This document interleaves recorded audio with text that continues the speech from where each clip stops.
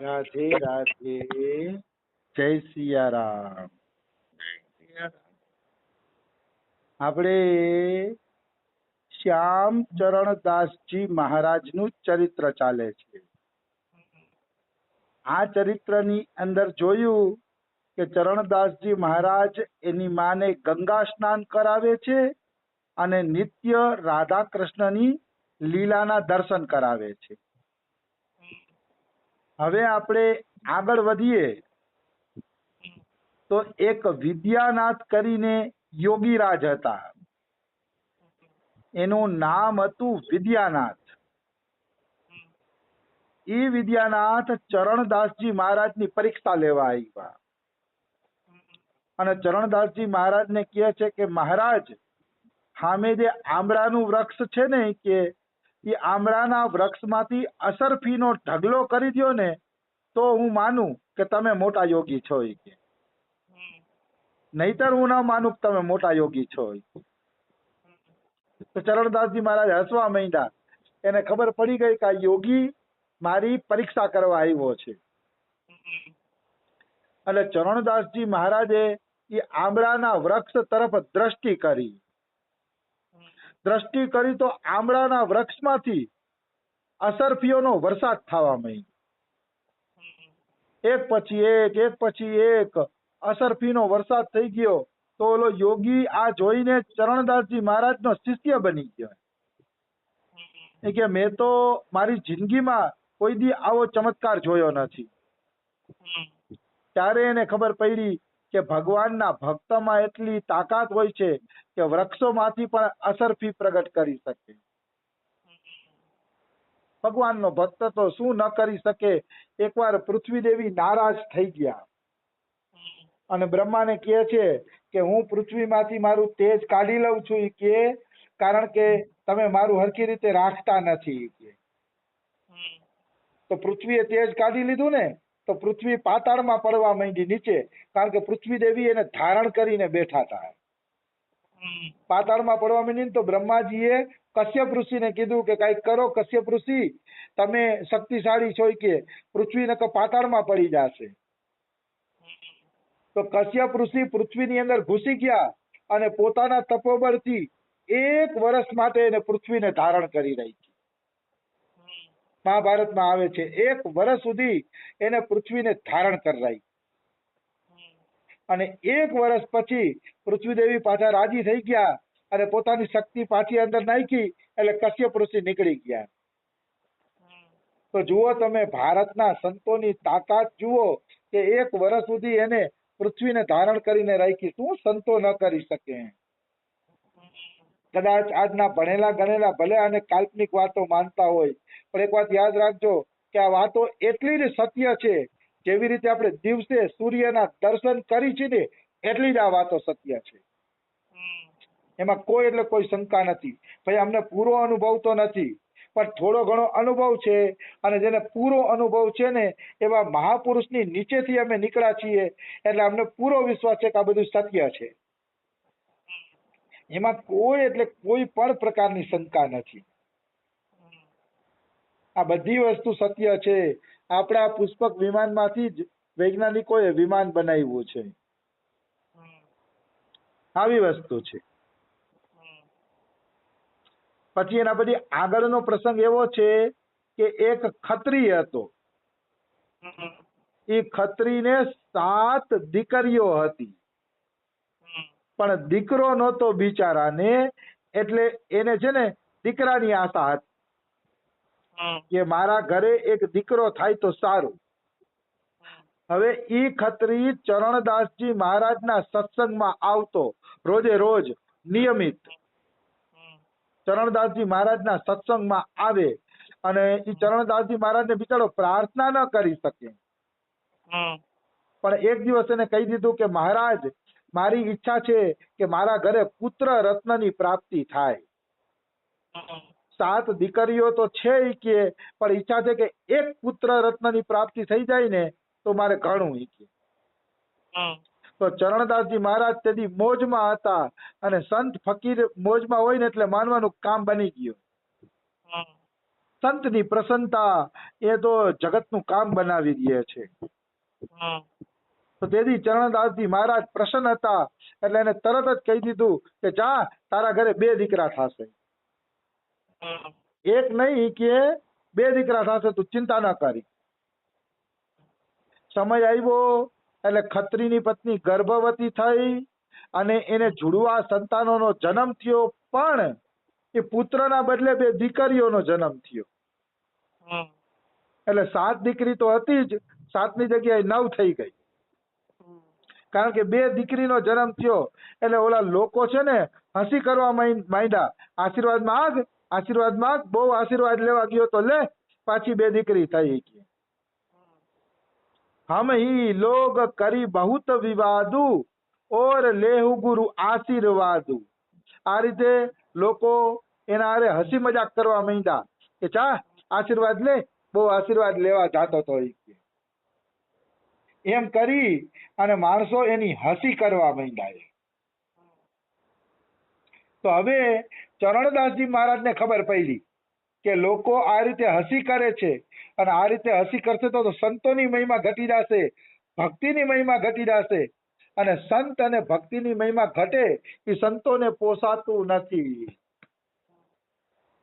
સંતોને એ કદાપી નથી પોસાતું કે સંતોની ને ભગવાનની ને ભક્તિની મહિમા ઘટી જાય.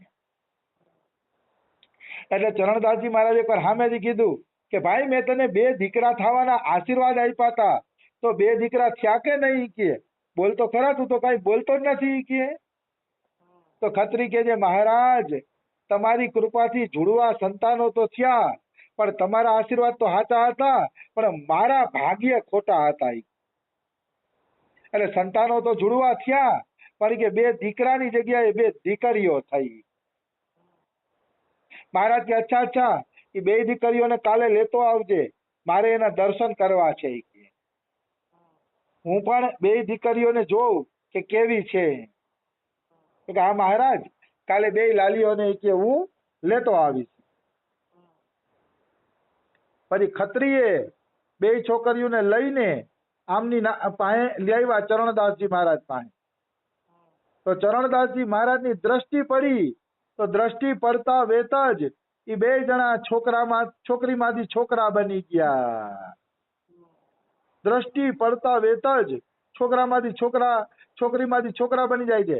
તો ચરણદાસજી મહારાજ કહે છે, એલા ખત્રી, તારી તો દ્રષ્ટિનો ભ્રમ થઈ ગયો હોય એવો લાગે છે. કે જો તો ખરા આ દીકરા જ છે. કે દીકરાને તું દીકરી કહેશી? કે ગાંડો તો નથી થઈ ગયો ને? કે તો મહારાજ હું ગાંડો નથી થઈ ગયો, સાચું કહું છું. તો કે લે ચેક કરી લે. કે તો એને જોયું તો સાચું કા 2 છોકરા હતા.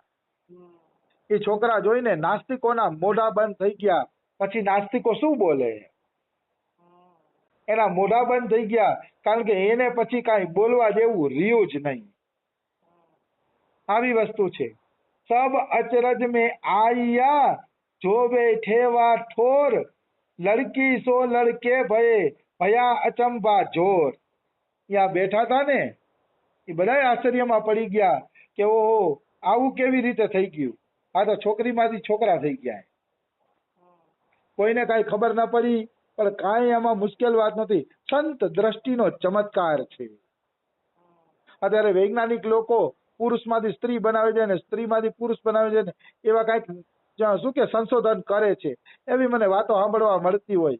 અરે ભાઈ, તમે ગમે એટલા સંશોધન કરી લ્યો ને, આ તો અમારા સંતો દ્રષ્ટિ માત્રથી કરી દેતા. તુલસીદાસે પણ આવું કરી દીધું છે.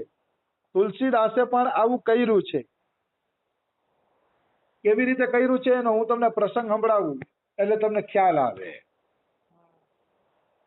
વાત એવી હતી કે એક રાજા શિકાર કરવા ગયો અને જંગલમાં એને બીજો રાજા મળી ગયો. એટલે 2 રાજાએ ભેગા મળીને શિકાર કર્યો. 5-7 દી 2 જણાએ ભેગા મળીને શિકાર કર્યો ને, તો 2 રાજાને મિત્રતા થઈ ગઈ. મિત્રતા થઈ ગઈ ને એટલે 2 રાજાએ નક્કી કર્યું કે તારા ઘરે દીકરી આવે અને મારા ઘરે દીકરો આવે ને, તો આપણે બેયને વેવાઈ બનવું છે. બોલો કબૂલ છે? ઓલો રાજા કે મને કબૂલ છે. હવે બહેનું એવું કે એક રાજાના ઘરે દીકરી આવી તો બીજા રાજાના ઘરે દીકરી આવી. બીજા રાજાના ઘરે પણ દીકરી આવે છે. એટલે ઓલા રાજાએ પૂછ્યું, શું છે ભાઈ, વેવાઈ બનવું છે કે નહીં? તો કે હા, મારા ઘરે દીકરો જ આવ્યો છે, વેવાઈ બનવું છે. ખોટું બોલી ગયો રાજા. ખોટું એટલે બોલ્યો કારણ કે એને આનો વેવાઈ બનવું હતું, એટલે ખોટું બોલી ગયા. હવે ધીરે ધીરે ધીરે ધીરે 18 વર્ષ નીકળી ગયા. બે છોકરીઓ યુવાન થઈ ગઈ. એટલે રાજા કે ચાલો હવે લગ્ન કરાવી દઈ. તો ઓલો રાજા ડરી ગયો. એને ખબર હતી લગ્ન કરાવવા પડશે, લગ્ન નહીં કરાવવું તો મોટું યુદ્ધ થશે અને યુદ્ધમાં કેટલી પ્રજા મરી જશે. એટલે એને લગ્ન કરાવ્યા. લગ્ન કરાવ્યા ને તો લગ્ન પછી ખબર પડી કે આ તો છોકરી છે, બે છોકરીઓ છે. એટલે ખબર પડી ને એટલે ઓલા છોકરીના બાપને ગુસ્સો આવ્યો. ત્યારે મારી હારે છેતરપિંડી કરે છે, છોકરી પરણાવી દીધી મારી છોકરી હારે. ઈ કે પછી તો ઈ તલવાર લઈને યુદ્ધ કરવા નીકળો. તો આ બાપ અને દીકરી રાજપાટ મૂકીને જંગલમાં ભાગી ગયા. રાજપાટ મૂકીને જંગલમાં ભાગી જાય છે બે જણા બાપ દીકરી. એટલે ઓલો જે સાચો રાજા હતો ને, જેને કીધું તું મારા ઘરે છોકરી જઈને મીડિયા, સાચા રાજાએ ઓલા ખોટાઓના રાજ્યમાં કબજો કરી લીધો. અને જે રાજા ખોટું બોલ્યો હતો, છોકરી પેદા થઈ હતી તો એ છોકરો ખોટું બોલ્યો હતો, એ રાજા જંગલમાં વયો ગયો, બાપ દીકરી બે જણા. પછી બિચારા જંગલમાં ભટકે રાખે હો, ક્યાંય આશરો મળે નહીં, ઠોર મળે નહીં, જંગલમાં ભટકે રાખે. એવામાં ભટકતા ભટકતા તુલસીદાસ પાસે પહોંચી ગયા. એટલે તુલસીદાસે પૂછ્યું કે તમે તો બહુ તકલીફમાં લાગો છો, બધી જગ્યાએ બહુ ભટકો છો, શું કારણ છે? કઈ તકલીફ છે, કઈ દુઃખ છે? પૂછે છે તુલસીદાસ.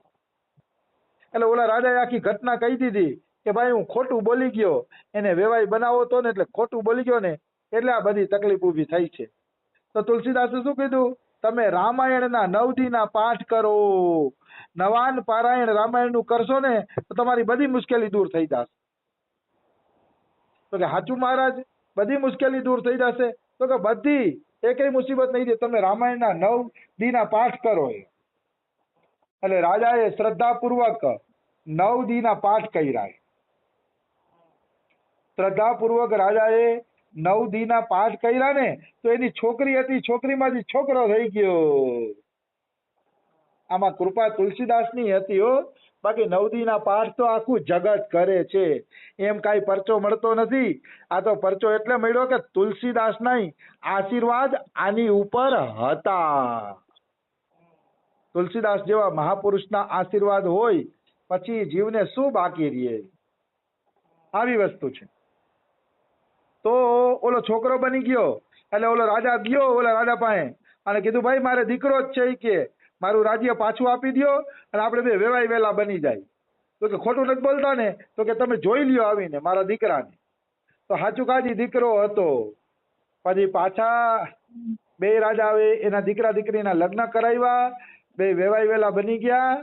ત્યારે ઓલા રાજાએ કીધું કે આ બધોય તુલસીદાસનો ચમત્કાર છે, એની રામાયણનો ચમત્કાર છે, એની રામાયણના કારણે આ બધું થયું. એવી રીતે બધી પછી વાત કરે છે આખી. ત્યારે બધા તુલસીદાસના ભક્ત બની જાય છે, તુલસીદાસના સેવક બની જાય છે. અને આ રીતે તુલસીદાસ ભક્તિનો ફેલા, આવો પરચો જ એટલે દેતા હોય કે ભક્તિ ફેલાય, ભક્તિ બધી જગ્યાએ વધે. સંતો ચમત્કાર જ એટલે દેખાડે છે કે ભક્તિ વધે અને વધવી જ જોઈએ. એમાં કોઈ એટલે કોઈ પણ પ્રકારની શંકા નથી. સંતોને આમ તો ચમત્કાર દેખાડવાની ઈચ્છા ન થાય, પણ ભક્તિ વધે એટલા માટે સંતો છે ને ચમત્કાર છે એ દેખાડતા હોય છે. આવી વસ્તુ છે. કારણ કે અત્યારે ચમત્કાર વગર કોઈ નમસ્કાર કરતું નથી, એટલે ચમત્કાર દેખાડવો પડે. અને ચમત્કાર દેખાડવાથી એક ફાયદો એ પણ થાય કે ભગવાન છે ને એ ભક્ત વત્સલ છે. એ ચમત્કારો પછી પુસ્તકોમાં લખાય અને એ આપણે વાંચીએ એટલે આપણી પણ શ્રદ્ધા વધે. એટલે ભગવાન ભક્ત વત્સલ છે. ચમત્કાર એટલે કરે છે કે આગળના ભક્તો માટે પણ મસાલો તૈયાર થઈ જાય, એટલે એ મસાલો ગાઈ ગાઈને ભવસાગર પાર થઈ જાય. આવી વસ્તુ છે. તો હજી તુલસીદાસ શ્યામચરણદાસજીના પ્રસંગો છે એ આપણે આગળ કાલે લેશી. રાધે રાધે, જય સિયા રામ.